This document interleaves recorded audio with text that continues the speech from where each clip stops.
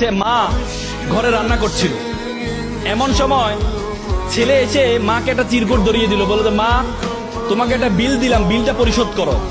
মা বললো যাও তো, আমি কাজ করছি। বলছে না মা, তোমাকে একটা বিল দিলাম, বিলটা পরিশোধ করো। মা কাগজটা খোলার পর দেখলো ছেলে লিখেছে যে মা তুমি রান্না করার সময় বিভিন্ন সময় আমাকে বিভিন্ন জিনিস আনতে বলো, এটার জন্য 100 টাকা বিল। তুমি আমাকে গাছে পানি দিতে বলো, এটার জন্য 100 টাকা বিল।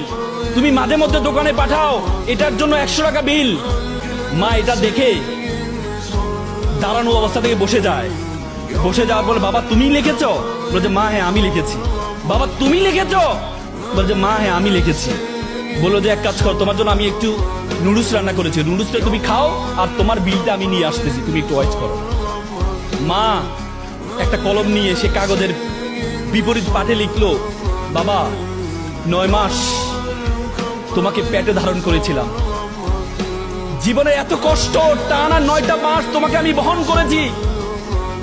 রাতে ইচ্ছে করতো একটু ডান পাশ হই, কিন্তু ডান পাশ হতাম না, আমার বাবুটা যদি পেটে ব্যথা পায় সেজন্য আমি ডান পাশ হতাম না।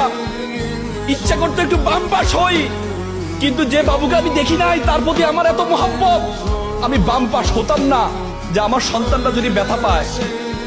সেটার জন্য তোমার বিল 0 টাকা। তুমি জন্মগ্রহণ করেছিলে, জন্মগ্রহণ করার পর 2টা বছর যে পরিমাণ ঘুম ভেঙেছে আমার, যে পরিমাণ প্রায় 6 মাস টানা, 6 মাস পরিমাণ ঘুম আমি ঘুমাই নাই আমার সন্তানের জন্য, সেটার জন্য বিল 0 টাকা। তুমি পিঠা পছন্দ করতাম, ওই দিন পিঠা রান্না করেছিলাম তোমার জন্য, পরিবারের সকলেই পিঠা খেয়েছে, সর্বশেষ একটি পোড়া পিঠা ছিল, সারাদিন কিছু খাইনি, চিন্তা করেছিলাম পিঠাটা খাবো। তুমি বাইরে থেকে দৌড়িয়ে এসে বললাম মা এটা কি অন্য পিঠা, এই পিঠাটা আমি খাবো। আমি তোমার দিকে একটু তাকিয়ে আমার সন্তানের হাসি দেখে নিজের পেটের মধ্যে যে খিদা আছে সেই খিদার দিকে আমি তাকাইনি, সেই খিদার দিকে আমি তাকাইনি, আমি তোমাকে সেই পিঠাটা দিয়ে দিয়েছিলাম। তুমি খাচ্ছ, আমার অন্তরের যে বাসনা, অন্তরের যে ভালোবাসা আমি প্রকাশ করতে পারিনি, সেই বিলের জন্য তোমার জন্য 0 টাকা।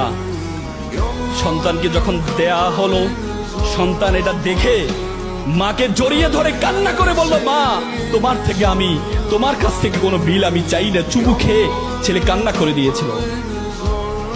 আজকে আমরা প্রতিদান চাই, কিন্তু মা বাবার প্রতিদান তুমি কখনো দিতে পারবা না।